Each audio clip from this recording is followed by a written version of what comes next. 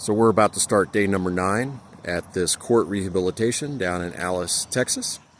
So we're going to have a couple pickleball courts over there. We're going to have a basketball court over here. You can see we put an anchor in for one basketball goal. That goes down 3 feet deep. Lots of bags of concrete. But what I want to talk about in this video is I want to talk about this concrete. You see all these horrible cracks in this concrete? So there's about 3 things I can guarantee you when it comes to concrete. It's going to get hard. It's going to crack, and ain't nobody going to steal it.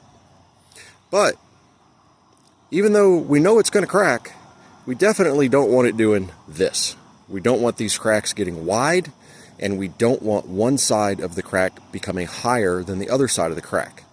And so to help prevent that, we pour concrete a little bit thicker, and we also put some heavier steel in the concrete. Now this particular slab is what we call flat work. This is the type of concrete typically reserved for driveways, patios, sidewalks, really anything that you're not going to put a building on.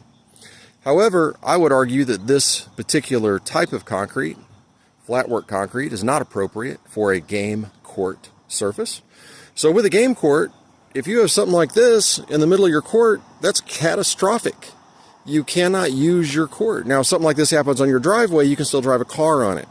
It doesn't render it useless. But when you have severe cracking on a game court, that can be a problem. That can make the court unusable. So why did this happen? Well, there's several factors.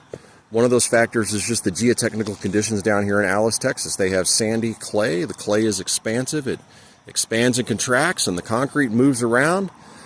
And you can't help that. You cannot help the geology. But what you can help is how you build the foundation. So here's a core that we took out of this slab. We've taken out several of these. You can see we've had to core holes to put these fence posts in. So we have several cores that we've taken out. You see that little green arrow?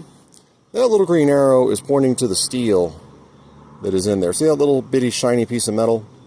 So that's called wire mesh. That wire mesh is basically a wire fabric welded together like a big net, but with steel. And it's laid into the concrete in order to help hold the concrete together as the concrete cracks. But as you can see, it didn't work. And there's a couple reasons that it didn't work. The first reason is that this little piece of wire mesh does not have the strength necessary to give this concrete very much tensile strength.